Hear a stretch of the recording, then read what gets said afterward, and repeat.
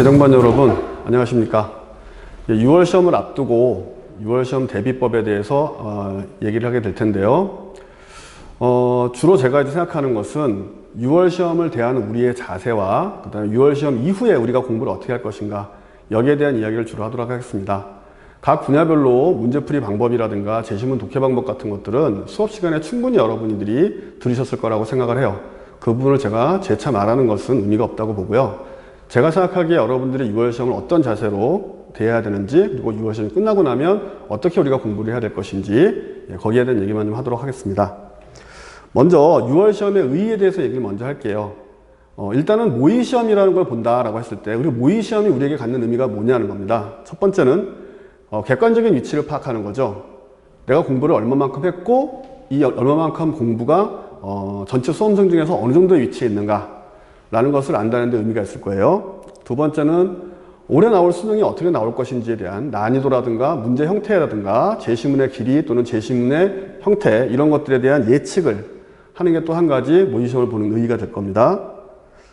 마지막으로는 제가 굉장히 중시하는 부분인데요. 시험을 연습하는 거다, 수능 시험을 연습하는 거다 라는 게 매우 중요합니다.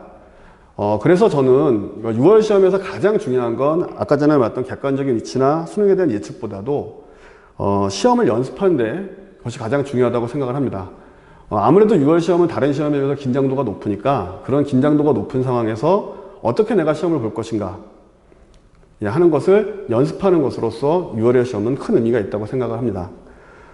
그럼 우리가 6월 시험을 대해서 어떠한 자세로 대할 것이냐, 제가 여러분에게 바라고 싶은 것 첫째는 욕심을 버리자는 겁니다. 실제로 여러분들이 시간이 좀 흘렀고 그러면서 공부가 좀 쌓이다 보니까 6월 시험에서 좋은 점수를 내겠다고 큰 욕심을 부리는 경우가 많습니다. 자, 욕심을 부리게 되면 어떻게 되느냐, 호흡이 흐트러지게 돼요. 읽는 호흡이 흐트러지게 되고, 기존에 자기가 써왔던 어떤 문제풀이 방식이나 이런 것들을 다 무너뜨리게 되고, 그렇게 되게 되면 정말 생각지도 못했던 점수를 6월에 받게 되는 경우도 있습니다. 일단 여러분들이 6월 시험에서는 자기가 지금까지 해왔던 것만큼, 그러니까 내 실력만큼만 점수를 받아야 된다 라고 생각하시고 시험을 보시면 돼요. 자꾸 그 이상의 점수를 원하는 경우가 있습니다. 뭐 부모님 때문에 그렇기도 하고 남들에게 보이는 것 때문에 그렇기도 한데, 그 이상의 것을 원하게 되면 평상시에 여러분이 문제를 풀던 호흡이 깨지게 돼요.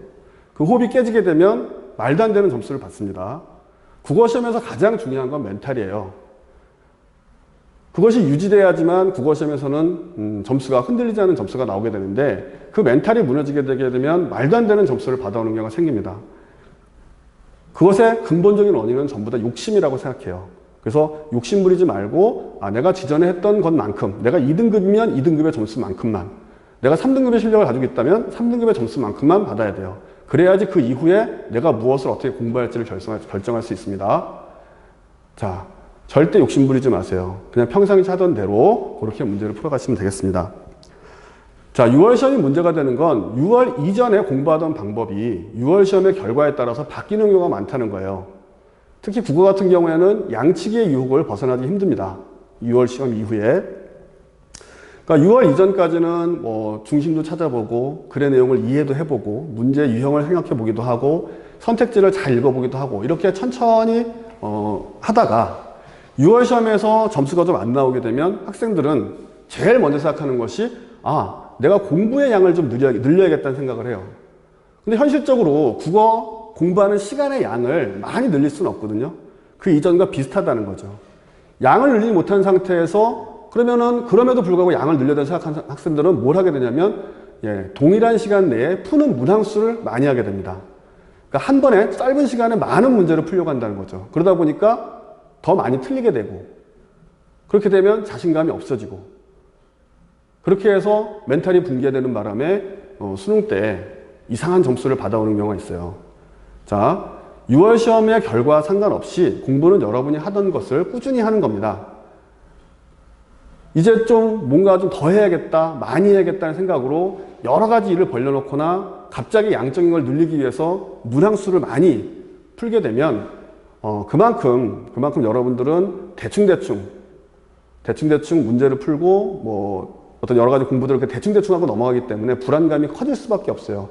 그 불안감이 결국 여러분을 망치는 거니까 6월 이후에도 그 이전의 공부 방법을 유지를 한 상태에서 좀 더 꼼꼼하게, 좀 더 세심하게 공부한다라는 생각을 가지고 하시기 바랍니다. 자, 정리를 좀 해보면 두 가지를 제가 여러분에게 요구를 했어요.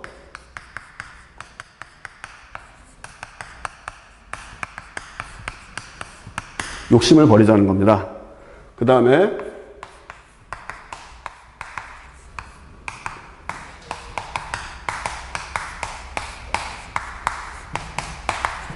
이 양측의 유혹에서 벗어나자는 얘기 두 가지를 먼저 말씀을 드릴게요. 자, 다음으로는 각 분야별로 우리가 어떻게 6월 시험에 대비할 것인가를 말씀드리도록 할게요. 일단 화법 부분입니다. 1번부터 5번 같은 경우인데 여러분 실제로 어려워하는 건 1번부터 3번 문제가 어려울 거예요. 근데 1번부터 3번 문제는 주로 토의, 협상, 토론 이런 얘기가 나오는데 이것은 논쟁하는 거거든요. 그렇기 때문에 항상 이것은 논설문을 읽는다고 생각을 하셔야 돼요. 근데 여러분들은 그냥 대화 내용이니까 쭉쭉쭉 그냥 빨리빨리 읽어보려고 하는데 그게 아니라 이거는 협의하는 또는 토의하는 몇 사람이 각각의 논설문을 쓰고 있다고 생각하시고 보셔야 돼요. 그럼 논설문을 또 어떻게 해야겠어요? 주장을 찾아야겠죠, 당연히. 그 다음엔 아무 근거 없이 주장을 하게 되면 그냥 우기는 거잖아요. 논설문은 항상 주장에 대한 근거가 있습니다. 그러니까 1번부터 3번 문제를 읽을 때는 항상 그 제시문을 읽을 때는 주장 플러스 근거. 그리고 1번부터 3번의 문제 유형들이 좀 어려운데 그거는 기존에 나왔던 작년에 6월, 9월 수능 또는 사설은 아니고 시도교육청 모의고사 좋습니다. 걔네들을 1번부터 3번만 모아서 한번 풀어보세요. 그렇게 되면 거기에 나오는 문제 유형들이 어떤 건지 알 수 있습니다. 예, 그렇게 준비하시면 되겠고요. 그 다음에 작문은 철저하게 유형별로 문제를 푸는 게 필요합니다.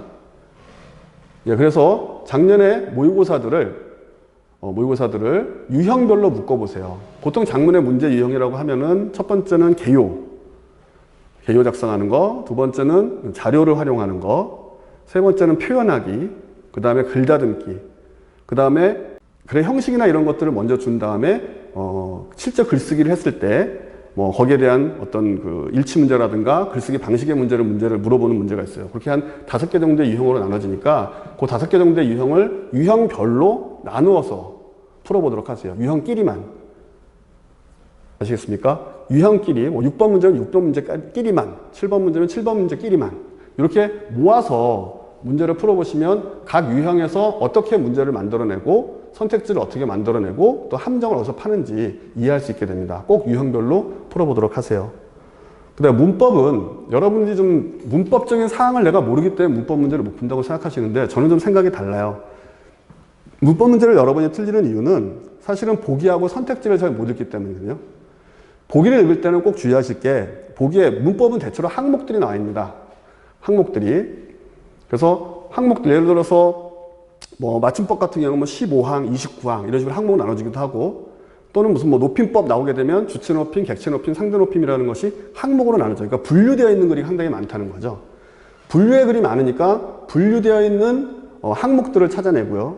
그 다음에 그것들의 차이를 알아야겠죠. 분류의 글을 읽을 때 항상 차이를 알아야 되니까 차이를 꼭 알아셔야 합니다. 근데 그 차이를 알 때 중요한 게 뭐냐면 조건들이 있어요. 변화하거나 또는 어떤 걸 쓰게 되는 이유가 있습니다. 예를 들어 의문 변화가 일어난다고 했을 때 의문 변화가 일어나는 이유를 그냥 앞에 나와 있는 자음과 모음이 어떤 거다 이런 것도 나와 있지만은 거기 보면 파생어일 경우, 합성어일 경우 이런 조건들이 달려 있을 경우가 있어요. 그런 것들을 읽어내는 게 굉장히 중요합니다. 예를 들어 높임법이라 그러면 주체 높임이라면 주체 높임을 시나 깨서를 집어넣어서 만든다는 사실이 중요한 게 아니라 주어인 경우에 주체 높임을 쓴다. 문장 성분이 주어일 때 쓴다. 이런 사실을 알아두는 게 좋거든요. 그러니까 중요한 거는 문법적인 사항을 개별적으로 아는 것 물론 중요하지만 더 중요한 것은 뭐냐면 보기에서 항목들을 나누고 그 항목들의 차이를 알아야 되는데 그 가운데서 조건들의 차이를 꼭 좀 눈여겨서 보라는 겁니다. 그 다음에 문법은 선택지가 굉장히 긴 경우가 많아요. 그럴 경우 선택지를 끊어 있는 게 좀 필요합니다. 선택지가 길어지게 되면 주로 이어진 문장으로 연결되게 돼 있는데 그 이어진 문장으로 연결되어 있는 것들을 연결어미를 끊어가면서 읽게 되면은 개별적인 사실 여러 개가 합쳐져 가지고 하나의 문장을 이루고 있거든요. 그래서 끊어서 선택지를 이해하는 것이 필요하다는 것 주의해 주시기 바랍니다. 다음 비문학. 비문학에서 가장 문제가 되는 건 시간 분배 문제예요. 그리고 비문학에서 호흡이 흐트러지는 경우가 굉장히 많습니다. 갑자기 호흡이 빨라지면서 읽었는데 무슨 말인지 하나도 모르겠다. 이런 경우가 많은 거죠. 그래서 비문학에서는 여러분들이 시간 분배를 잘 하셔야 되는데 제 생각은 이래요. 비문학 제시문이 5제 시문인데 그 가운데 여러분이 아주 어려워하는 제시문들은 1개 내지 2개 제시문입니다. 뭐 2개 정도의 제시문이 있다고 한다면 그 2개의 제시문을 15분에 읽어도 15분 동안 한 7, 8분씩 걸려서 읽어도 시간은 절대 모자라지 않는다는 거예요. 왜냐하면 나머지 3제시문은 쉽기 때문에 여러분이 금방 읽어낼 수 있거든요. 특히 독서 제시문 같은 경우는 정말 빨리 읽잖아요. 그렇죠? 1, 2분이면 해결하는 문제이기 때문에 대략 한 30분 정도 비문학을 푼다고 치면 30분의 시간이 절대 모자라지 않습니다. 근데 여러분들이 의뢰 잘 모르는 얘기가 나오면 시간이 많이 걸릴 거라고 생각해서 허둥대다가 오히려 더 시간을 많이 걸리게 만드는 거죠. 그래서 비문학은 호흡을 조절하고 내가 어려운 것에는 좀 더 시간을 많이 분배하고 조금 더 쉬운 것에는 시간을 덜 분배해도 된다는 사실을 알고 읽기 호흡을 잘 조절하시는 게 굉장히 중요하다는 생각이 들어요. 그 다음에 문학 같은 경우에는 문학은 대체로 비문학보다 쉽습니다. 근데 문학을 보통 마지막에 푸는 경우가 많기 때문에 학생들이 문학 부분에서 굉장히 허둥대는 경우가 많아요. 절대 그렇지 않습니다. 시를 풀 때에는 10분 정도면 충분히 다 풀 수 있어요. 그러니까 현대시하고 고전시도 한 10분 정도면 충분히 다 풀 수 있습니다.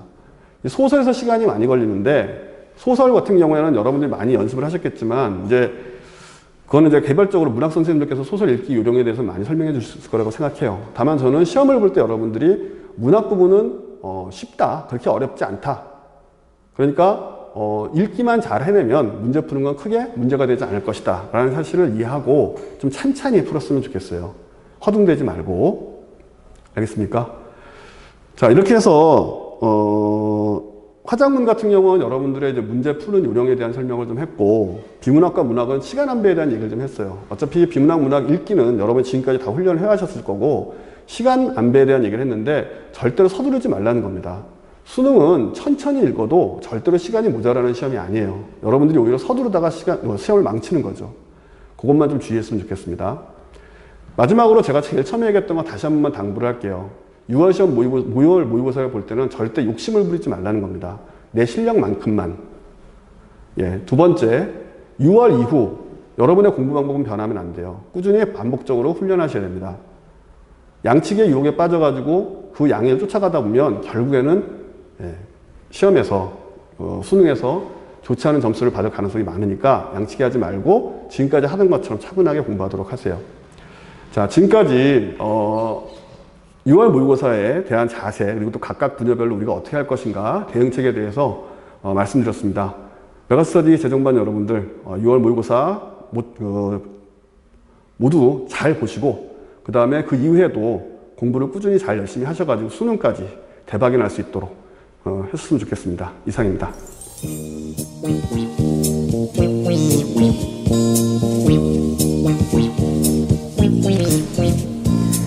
안녕하세요. 강남메가수학과 김우영 선생입니다. 이번 6월 평가원을 맞이해서 여러분들이 많이 긴장도 되고 그리고 지금까지 많이 기다려왔던 그런 시험일 텐데 수학과의 선생님으로서 여러분에게 간단한 이런 조언을 해드리겠습니다. 첫 번째, 이런 말이 있죠. 뿌린 대로 거둔다 라는 말이 있는데 선생님은 이 말을 좀 바꾸고 싶어요. 어떻게 바꾸고 싶냐면 뿌린 만큼은 거두어야 한다.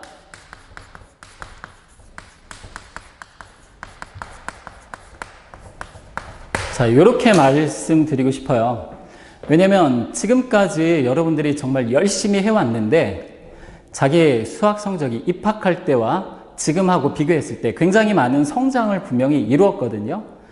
2월 14일 개강해서부터 지금까지 개념 공부도 열심히 하셨고 또 수학 30제를 통해서 문제 양도 굉장히 많이 풀었는데 그럼에도 불구하고 시험이 너무 큰 시험이다 보니까 본인이 많이 긴장을 해서 자기의 본래대로의 뿌린 만큼의 그런 성적을 이루지 못하고 그래서 자기의 점수 받아야 되는 최소한의 그 점수를 받지 못하고 떨어지는 학생이 상당히 많습니다. 그래서 본인이 정말 노력한 만큼의 그런 성적을 반드시 받기를 바라는 마음에서 뿌린 만큼은 거두어야 한다라고 말씀드렸어요. 시험을 볼 때 1번부터 8번까지 있죠. 1번부터 8번까지 문제들이 굉장히 계산 문제로 쉽잖아요. 근데 계산 문제를 막 풀고 있습니다. 그런데 갑자기 3점짜리 8번을 만났는데 그 문제가 갑자기 안 풀린다는 거죠. 그러면 이제 당황하기 시작합니다. 이번 6월 시험 굉장히 큰 시험인데 이걸 잘 못 보면 어떡하지?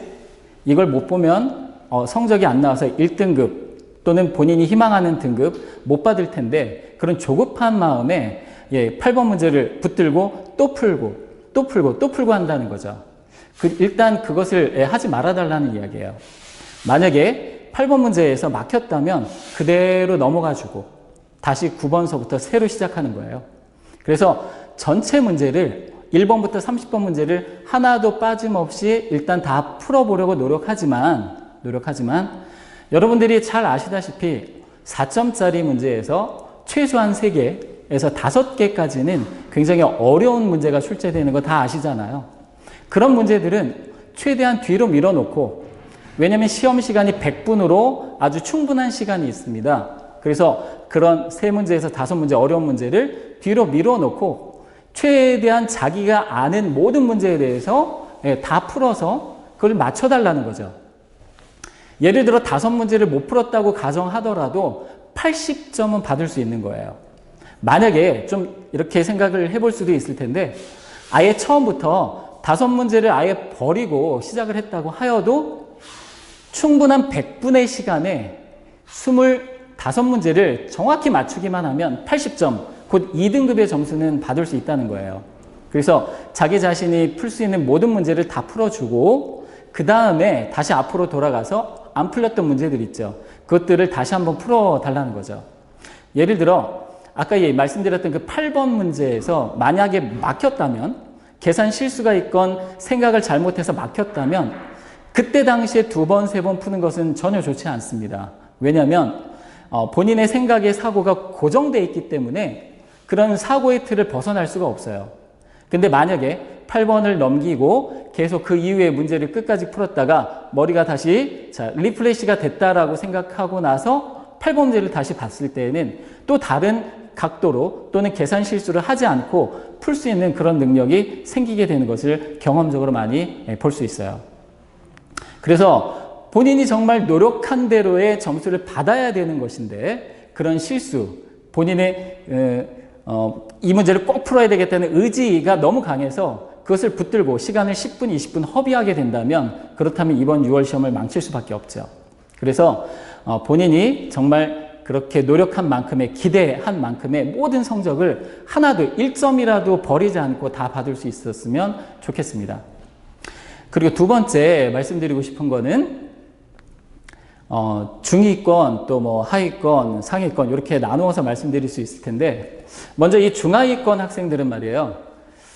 30문제 중에 최소한 21문제는 그 70점에 해당하는 문제는 굉장히 쉬운 문제, EBS에서도 예제, 유제, 그리고 레벨 1 정도에서 시험 문제가 같은 수준에서 출제가 됩니다.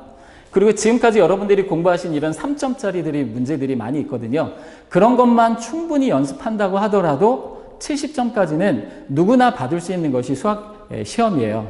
그래서 절대로 수학을 포기하지 말고 최소한 쉬운 것부터 해서 남김없이 다 풀어서 그래서 최소한의 그 점수를 받기를 바랍니다. 다음에 이제 두 번째 이제 중상위권 학생들 같은 경우는 물론 EBS 예제, 유제, 3점짜리 그리고 레벨 1 이런 문제를 당연히 풀 수 있어야 되죠. 그리고 추가적으로 만약에 공부를 한다면 2011년에서 2013년까지 최근 3년간의 기출문제를 풀어보는 것을 권해드립니다. 이 기출문제는 앞으로 계속해서 재생산돼서 같은 개념을 물어보는 것들이 해마다 반복 출제가 될 수 있고 또 6월 평가원에도 분명히 나올 것이기 때문에 이 6월 평가원 기준으로 지금 여러 단원이 끝났죠. 수완에서 행렬부터 수열의 극한까지 또 미적분에서 함수의 극한, 미분법까지 7개 단원에 걸쳐서 이런 기출문제들을 개념이 이미 끝났기 때문에 이제 기출문제를 정리를 한 번 정도는 해볼 필요가 있다는 거죠. 그래서 그 기출문제를 잘 점검을 해보면 풀지 못했던 9문제에서 여러 문제들을 맞출 수가 있어요. 그래서 이번에 6월 평가원 기준으로 기출문제를 한 번 더 이 위에는 EBS와 3점짜리를 기본으로 하고 추가적으로 정리하는 것을 권해드립니다. 그리고 본인이 생각할 때 자기의 점수가 최상위권이다 라고 하는 그런 학생들은 최소한 이 최상위권의 기준 점수는 원점수 92점 정도를 얘기할 거예요. 그럼 92점 정도라면은 4점짜리 두 문제를 못 풀거나 또는 한 문제를 못 풀거나 또는 만점을 받을 수 있는 학생일 텐데, 분명히 말씀드리지만 92점과 100점 또 96점에는 분명히 수학 실력의 차이가 현저하게 있는 것입니다. 그래서 92점 학생들은 21번과 30번에 배치되는 가장 어려운 문제의 난이도를 이것을 유형별로 정의할 필요가 있어요. 뭐 예를 들어 여러분이 가장 힘들어하는 문제 중에 하나가 지수함수, 로그함수에서 30번 문제에 배치되는 그래프에 해석하는 문제, 또는 21번이나 29번에 배치가 되는 지표 가수에 대한 개수 문제, 이런 것들을 여러분들이 잘 할 수 있으면 좋겠지만 이런 문제들은 봤을 때 상당히 많이 당황을 하거든요. 그래서 지금 6월 평가원 남은 시점에서 최소한 그런 유형별로 본인이 못하는 그런 주제가 있다면 최소한 같은 유형에 대해서 30문제 이상을 4점짜리에 대해서 풀어보기를 권해드립니다. 그래서 30문제 정도를 푼다는 이야기는 뭐냐면요, 그 주제를 어떠한 형태로 변형이 돼서 나오더라도 자기가 풀 수 있는 능력을 만들어낼 수 있는 그런 문제 기준을 선생님은 30문제 정도로 보는 거예요. 예를 들어 지표가수 문제를 기출문제 20문제 정도, 그리고 여러 다른 문제집에서 10문제 정도 4점짜리 어려운 문제를 만약에 풀잖아요. 그러면 분명히 자기도 모르는 사이에 그런 유형에 대해서, 지표가수 문제에 대해서 풀 수 있는 능력이 생겨버립니다. 그 유형을 완전히 풀 수 있는 능력이 정말 됐다면 92점에서 96점으로 올라가는 거죠. 그리고 이런 유형들을 하나씩 점검해서 정말로 자기가 극복을 해낸 다음에 자기 거로 만든다면, 그러면 꿈의 점수인 100점도 가능할 수 있어요.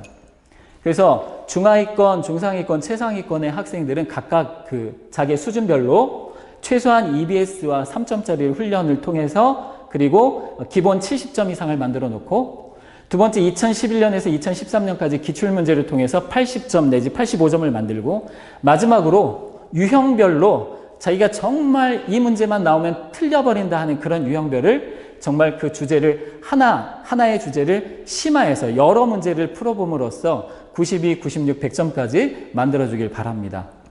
그리고 이제 끝으로 6월 평가원의 그 결과에 대해서 말이에요, 정말 잘 사용해야 됩니다. 이 6월 평가원 성적은 말이에요, 여러분에게 기쁨과 그리고 슬픔을 주는 것이 아닙니다. 일희일비 하지 마시고요, 전략으로 삼아야 된다는 거죠. 앞으로 수능은 6월이니까 5개월의 시간이 남아 있어요. 그러면 6월에서 9월까지 3개월 동안 전략 2단계로 가자는 거죠. 6월까지 여러분이 굉장히 많은 그런 전략으로 공부를 많이 했을 텐데 자기의 점수가 어디인가 해당이 될 겁니다. 중하위권, 중상위권, 최상위권 어디엔가 해당이 될 텐데, 그 해당되는 그런 결과의 점수를 받았다면 그러면 최상위권으로 올라가기 위해서, 최상위권에서도 92, 96, 100점의 단계로 뛰어넘기 위해서 어떻게 전략을 짜야 되는지, EBS와 3점만 할 것인지 기출 또 추가해서 할 것인지, 유형별로 그것을 극복해내서 만점을 받을 것인지에 대해서 충분히 전략을 9월 달까지 2단계 전략을 짜시고 9월의 결과를 통해서 다시 수능 전략을 짜야 되기 때문에 이 6월 성적으로 기쁨과 슬픔을 느끼는 것보다는 오히려 더 중요한 것은 본인에 대한 정확한 진단을 통해서 앞으로 수능의 결과를 만점 전략으로 갈 수 있도록 그런 계기를 삼아 주실 것을 당부드립니다. 그래서 6월 평가원 끝나고 많은 학생들이 사실 뭐 이렇게 패닉에 빠지기도 하고 좌절하기도 하는데, 그런 것이 아니라 또 시험을 잘 본 친구들은 너무 기쁜 나머지 9월 준비, 수능 준비 잘 못하는 학생들 많이 있거든요. 그래서 그러지 말고 본인의 평정심을 잘 찾아서 수능 때 정말 좋은 결과를 만들 수 있는 전략의 계기로 삼아야 된다라고 생각을 합니다.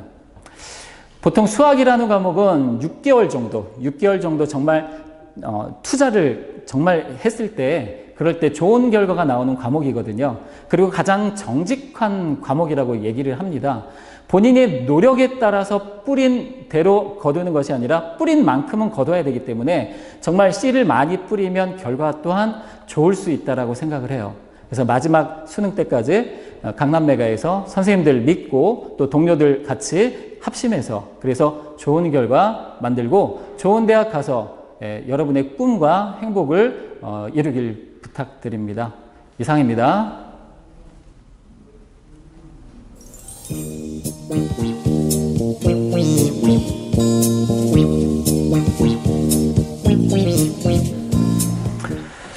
자, 안녕하십니까. 강남메가 학생 여러분. 이제 다음 주면은 6평 시험이 다가와서 저희 학원에서 여러분들께 일주일 남은 이 시점에서 좀 효과적으로 영어 복습을 할 수 있는 방법을 간단하게 소개를 드리겠습니다. 일단 이번 6월 평가원 시험은 수능과는 약간 달리 체감 연계율이 좀 높은 시험입니다. 교재가 지금 2권밖에 없죠. 독해 교재 같은 경우에는 수특이랑 그다음에 인터넷 수능. 듣기 같은 경우에는 고교 영어 듣기가 이제 전체가 다 들어가는데 듣기에서 거의 90% 이상이 반영이 되기 때문에 독해도 이번 시험만 놓고 보면은 좀 많은 문제수가 한 절반 정도가 이제 반영이 됩니다. 그래서 여러분들이 2월 중순부터 이제 정규반 시작을 해서 공부를 열심히 했던 학생들은 또 최근에 열심히 하고 있는 학생들 이럴 경우에는 실제로 본인이 공부했던 거를 많이 이렇게 찾아볼 수 있는 시험이라고 말할 수 있겠습니다. 그 대신 우리가 학원을 다니면서 공부를 하는 게 6월 모평을 결국에 잘 보기 위해서가 아니라 수능을 잘 보기 위한 거죠. 그래서 우리가 그동안 쭉 했던 학습 전략에서 뭐 크게 바꾸는 것이 아니라 그동안 했던 내용들 좀 효율적 있게 복습하는 방법들을 살펴보면서 시간을 잘 활용할 수 있으면 좋을 것 같습니다. 첫 번째로 어법 잠깐 설명드리겠습니다. 어법은 그동안 내가 어법을 안 했다. 근데 일주일 만에 무슨 기적이 일어났냐? 그렇지 않습니다. 어법은 그동안 여러분들이 선생님들께서 강조하셨던 내용들을 이렇게 잘 정리를 하시면 좋겠는데 간단하게 제가 한 1분 동안만 어법을 말씀을 드리면은 어법은 여러분들이 이렇게 범주화를 나눠서 어디에 속하는 어법 문제인지를 딱 인식하면은 훨씬 더 어법 문제를 푸는 데 도움을 받을 수 있습니다. 그래서 가장 많이 나오는 형태 4가지를 간략하게 말씀을 드리면은 첫 번째는 동사와 준동사를 구분하는 문제가 되겠죠. 동사와 준동사. 그래서 이럴 경우에는 수의 일치, 시제의 일치, 태의 일치와 아울러서 준동사의 의미상의 주어까지도 여러분들이 기억해 주시면 좋겠고요.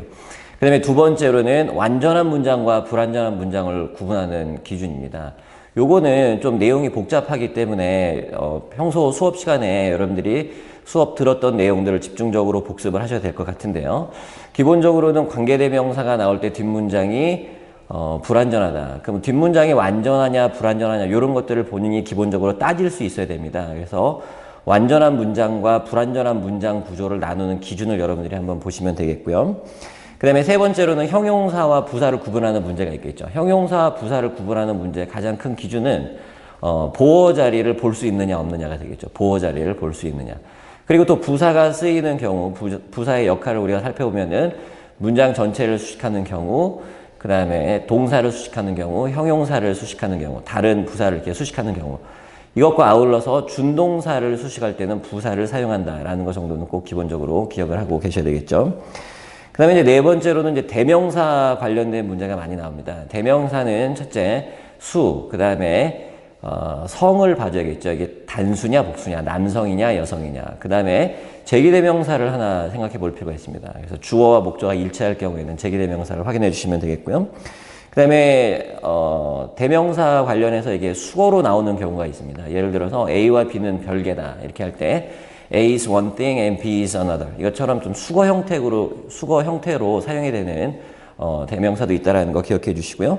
그 다음에 또 대명사 관련해서는 some of them 또는 some of which them이냐 아니면 which냐 이런 것들 문장에서 접속사의 개수와 아울러서 확인하는 문제들이 나오니까 그런 것들을 좀 기준으로 삼아서 여러분들이 확인해 주시면 되겠습니다. 그 다음에 지금 우리가 독해 교재를 복습해야 되는 게 인터넷 수능이랑 그 다음에 수능 특강이 있는데 인터넷 수능을 저희가 학원에서 정규 시간에는 지금 잘 다루지 않는 반들이 많이 있어서 혹시 본인이 인터넷 수능을 공부를 많이 못했다 그럴 경우에는 지금 일주일밖에 남지 않은 상황에서 인터넷 수능보다는 그동안 여러분들이 열심히 배웠던 선생님들이 수업을 정성껏 해주셨던 수능 특강을 가지고 일단은 유형별로 여러분들이 복습을 하는 게 좀 효과적이라고 생각할 수가 있습니다. 작년과 좀 다른 점이 있죠. 작년 수능이랑 다른 점이 일단은 듣기가 5문제가 줄어들죠. 그러면서 이제 작년 같은 경우에는 듣기가 거의 한 30분 정도 소요되었는데 이제 이번부터는 한 25분 정도가 걸립니다. 듣기가 17문제 정도로 줄어들었죠. 그렇게 되면서 이제 독해가 5문제 정도 늘었습니다. 그래서 늘은 부분이 어디냐면은 여러분들이 어렵게 생각하는 빈칸 추론이 7문제가 4문제로 줄었죠. 거기서 3문제가 줄어든 게 어디서 늘어났냐면은 주제 제목 요지에서 3문제가 늘어나게 됐습니다. 주제 제목 요지. 그 다음에 일치, 불일치처럼 세부 사항을 물어보는 문제가 작년에는 2문제였는데 그게 이제 2문제가 더 늘어나서 4문제가 됐고요. 그 다음에 순서 배열이나 문장 요약. 여기 어디 나오는 거냐면은, 제일 끝에 장문 독해 바로 앞 페이지가 되겠죠. 예, 작년에는 한 문제씩 출제됐던 그 유형이었는데, 이 부분이 이제 2문제씩 출제가 되면서, 거기서 작년에 3문제 나오던 게 6문제로 늘어났습니다. 그래서 문항수의 변동이 있기 때문에 작년까지는 빈칸 추론이 가장 아이들이 그 어렵게 생각을 하고, 시간도 많이 들어갔던 부분이라고 생각을 한다면은, 올해부터는 장문 독해 바로 앞 페이지에 나와 있는 거기도 은근히 시간이 많이 들어갑니다. 그래서 여러분들이 꼭 복습을 한번 해줘야 될 유형이 뭐냐면은 2문제씩 나오는 유형은 반드시 복습을 할 수 있도록 합니다. 그래서 순서 잡기라든지 아니면은 문장 삽입이라든지 무관한 문장 이런 부분을 좀 간과하기 쉬운데 그런 부분에서 여러분들이 복습을 좀 충실히 해주셨으면 좋겠고요. 자, 이번에는 듣기 평가를 말씀드리겠습니다. 듣기 평가가 굉장히 중요한 부분을 차지하고 있는데 학생들이 간과하는 부분이 많이 있습니다. 그래서 작년과 비교해서 이제 5문제가 줄기는 줄었지만은 우리 학원에서 월수 금해하는 듣기만 갖고는 조금 모자란 학생들이 많이 있습니다. 그래서 주변에 1등급 맞는 학생에게 물어보면은 1등급 맞는 학생은 듣기를 하나도 틀리지 않습니다. 그럼 이제 2등급 맞는 학생한테 물어봐도 듣기를 거의 틀리지 않죠. 그럼 듣기에서 실수가 나오는 등급대가 이제 3등급부터 집중적으로 실수가 나오기 시작을 하는데 보통 몇 개 틀리냐라고 학생들한테 이렇게 물어보면은 2, 3개 또는 4개 정도를 뭐 아무렇지도 않게 이렇게 얘기하는 학생들이 있는데 그게 굉장히 큰 겁니다. 내 목표가 예를 들어서 2등급인데 외국어 영역, 영어 영역이 2등급인데 듣기를 내가 현재 2개, 3개, 많게는 4개까지 이렇게 실수를 하는 학생은 그거를 먼저 손보지 않으면은 상위 등급을 맞을 수가 없죠. 그래서 독해 같은 경우에는 수업 시간에 열심히 듣는 걸로 되겠지만은 듣기 같은 경우에는 여러분들이 추가적으로 학원에 오는 시간 또 집에 가는 시간, 주말 시간을 활용을 해서 집중적으로 연습을 하지 않으면은 지금 점수를 올리기 힘든 등급의 학생들이 분명히 있습니다. 그래서 그런 학생들을 매일매일 듣기는 해야 됩니다. 주말에 몰아서 하는 게 아니라 매일매일 본인이 시간을 반드시 내서 학원에 오고 가는 시간을 활용해서 하실 수 있도록 하면은 좋겠습니다. 그 다음에 마지막으로는 조금 더 일주일밖에 남지 않은 시점에서 어떻게 하면 수능 특강 같은 경우를 복습을 할 수 있느냐. 다 하는 것은 좀 불가능합니다. 그래서 단원을 잠깐 말씀을 드리면은, 그동안 EBS 연계된 단원 중에서 가장 많이 출제된 단원이 어디냐면은 빈칸 추론입니다. 빈칸 추론. 그 다음 많이 출제된 단원이 어법이랑 어휘입니다. 어법, 어휘. 그런데 이제 빈칸 추론 같은 경우에는 빈칸 추론 문제에서 또 빈칸 추론이 나올 수도 있습니다. 그래서 주제문을 기본적으로 확인을 해주고 빈칸 추론 문장에 나왔던 그 빈칸이 뚫려 있는 문장과의 패러프레이징을 좀 잘 생각해 볼 필요가 있습니다. 그 다음에 나머지 단원에서는 주제 제목 요지 이렇게 하면 이제 6개 단원이 되거든요. 정말 시간이 없어서 할 게 너무나 많다라는 학생들은 수능 특강에서 기본적으로 다시 한번 말씀드리면 빈칸 추론, 그 다음에 어휘 어법, 그 다음에 주제 제목 요지 이렇게 하면 6개 단원입니다. 적어도 이 정도는 여러분들이 꼭 한번 복습을 할 수 있도록 하시면 좋겠고요. 복습하실 때는 기본적으로 주제문 정도가 어디에 있는지, 그 다음에 그런 주제문에 나오는 핵심어가 어떻게 패러프레이징 돼서 나오는지 정도를 확인해 주시면 되겠습니다. 자, 여기 칠판을 보시면은 우리 교재에 나오는 표현을 잠깐 하나 썼습니다. 그래서 doing things right, not getting things done 이렇게 나와 있죠. 우리가 독해하다 보면은 이렇게 컷만 낫이 나올 경우에는 앞부분이 중요하죠. 앞부분. 우리가 복습을 할 때는 한 번 공부를 할 때 제대로 공부하는 게 중요하다라는 뜻으로서 doing things right 이런 표현이 있습니다. 그래서 우리가 공부하는 게 6평만을 위해서 공부하는 게 아니라 결국에는 11월 달에 있을 수능을 위해서 공부하는 거기 때문에 지금 제대로 공부를 해놓는 내용이 비록 6월 모평에는 나오지 않는다 그래도 수능까지 우리가 장기적인 관점에서 보면은 제대로 지금 여러분들이 공부를 하고 있는 것이 훨씬 더 중요합니다. 그래서 시간의 압박을 느낀다고 해서 너무 대충대충 수박 겉핥기식으로 빠르게 진행하는 게 능사가 아니기 때문에 여러분들이 그거는 좀 한번 고려해 주시면서 복습을 해 주시면 좀 더 효율적으로 공부할 수 있을 것 같습니다. 그리고 마지막으로는 우리가 이제 많이 알려진 속담도 있는 것처럼 마지막에 웃는 자가 진정으로 웃는 자라는 말이 있죠. 그래서 우리의 목표는 다시 한번 말씀드립니다. 비록 다음 주가 중요한 6평 시험이 있지만은 이게 수능은 아니기 때문에 그동안 여러분들이 갈고 닦았던 실력을 충분히 한번 이번에 발휘를 한번 해보시고 여기서 부족한 부분이 무엇인지를 좀 찾아내기 위한 중요한 시험이라고는 할 수 있습니다. 그래서 그 정도의 여러분들이 의미를 두시고 일주일 남은 기간 동안에 공부를 하시면 좀 더 좋은 결과가 있지 않을까 생각합니다. 자, 그럼 여러분들 힘내시고 다음 주에 있을 시험에서 꼭 건승하시기 바랍니다. 감사합니다.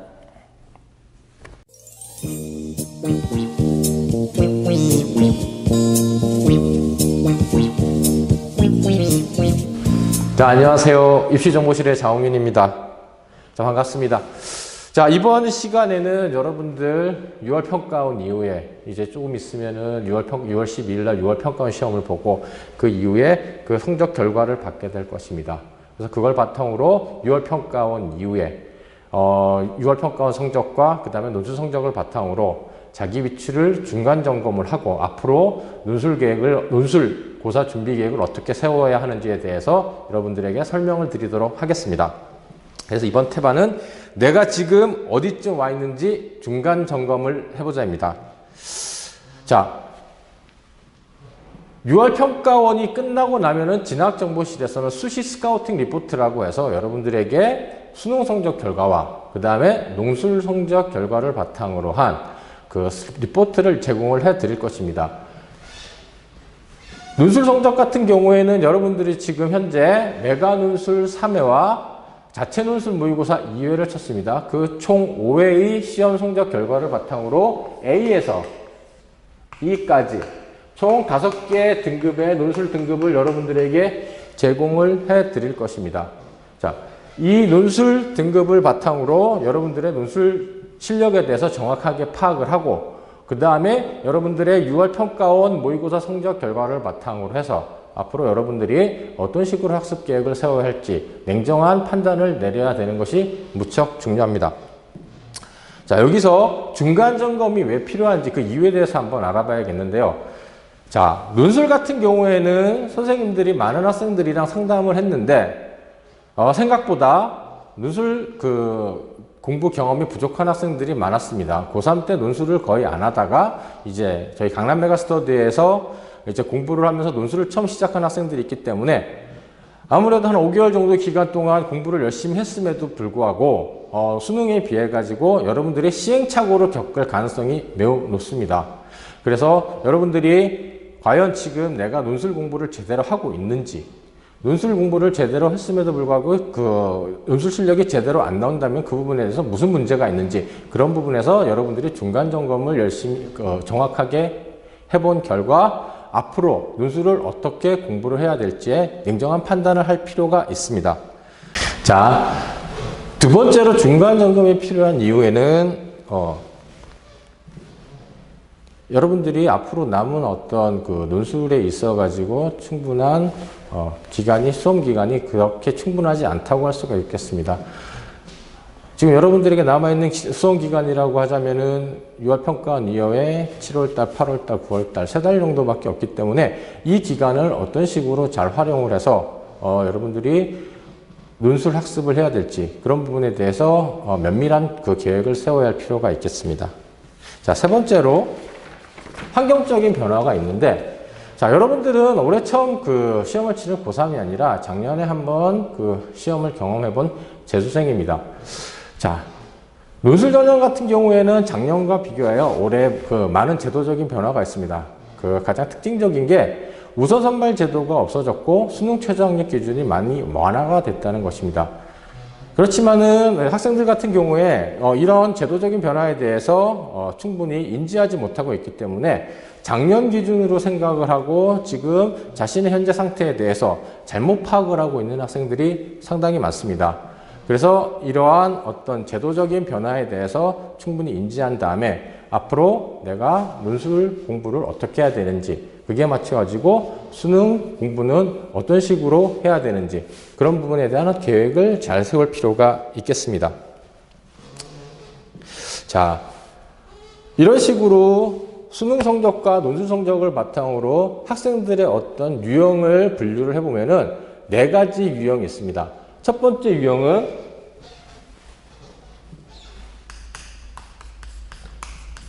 수능 성적이 아주 좋고 논술 성적도 좋은 수능상, 논술상 유형인데요. 이런 유형에 해당하는 학생들은 학습에 있어서 균형을 잘 맞출 필요가 있겠습니다. 내가 수능을 잘하다 보니까는 간혹 그 학생들 중에는 수능 위주로 공부를 해서 정시만을 준비하는 학생들이 있는데 조금 조심을 할 필요가 있겠습니다. 여러분들도 알다시피 요즘 그 수능의 경향이 많이 휘어지고 있습니다. 그뿐만 아니라 정시에서 수능 성적으로 여러분들이 원하는 상위권 대학에 진학하기는 그렇게 만만치가 않습니다.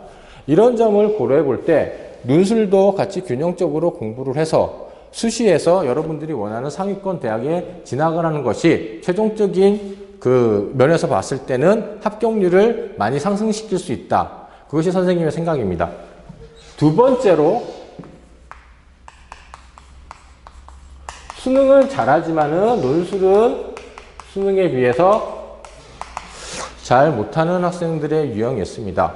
자, 이런 학생들의 경우에는 더욱더 수능 준비에만 매진을 하려는 경향이 있는데, 자, 예년에 비해 가지고 논술이 많이 휘어졌습니다. 즉, 이 말은 앞으로 남은 3개월 정도의 기간 동안이라도 여러분들이 체계적인 학습 계획만 잘 세운다면은 충분히 논술의 벽을 극복을 할 수가 있다는 것이 선생님의 생각입니다.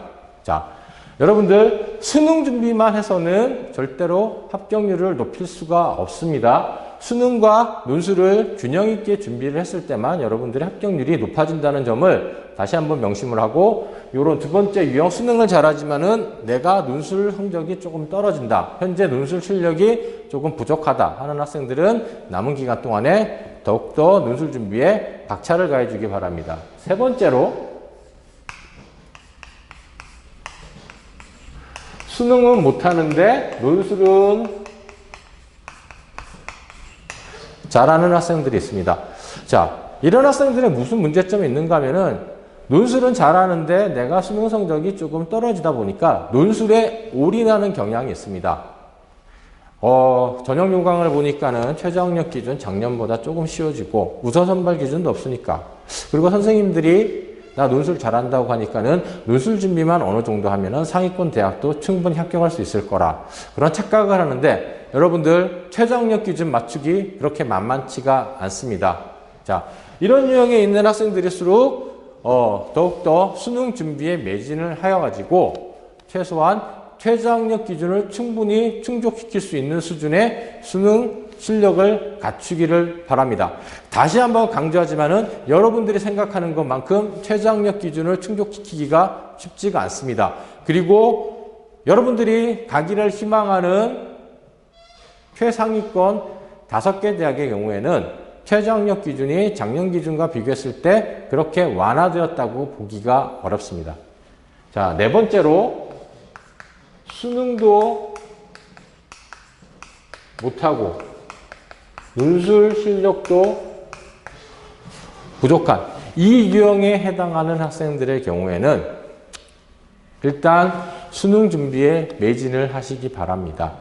그리고 수시 전형에서는 논술 전형만 있는 것이 아니고 적성 전형도 있기 때문에 여러분들 생각에 전환을 해서 지금 시점부터 적성 준비에 어느 정도 매진을 하는 것도 여러분들의 합격률을 높이는 데 있어서 필요하다고 생각을 합니다. 자, 이상과 같이 중간 점검 과정에서 유형별로 해당하는 자신의 어떤 유형을 파악하고 그 유형에 따라서 어떤 식으로 앞으로 학습 계획을 세우고 준비를 해야 되는지에 대해서 설명을 해 드렸습니다.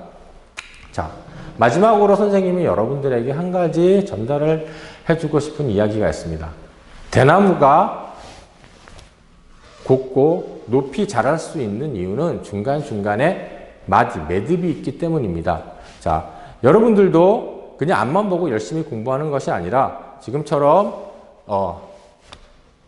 중간중간 여러분들의 어떤 그 시험 공부에 관련된 그런 부분에 대해서 한 번씩 점검을 하고 앞으로 어떤 식으로 공부를 해야 되는지 매듭을 맺는 그런 시간을 가지는 것이 중요하다고 생각을 합니다. 자, 앞으로 6월 평가원 한 일주일 정도 남았는데 남은 기간 동안 시험 공부 열심히 하시고 그리고 그 결과를 겸허히 받아들이시고 냉철하게 판단을 해서 앞으로 어떤 식으로 수험 준비에 임해야 될지 전략적인 계획을 세우기를 바랍니다. 이상으로 마치도록 하겠습니다.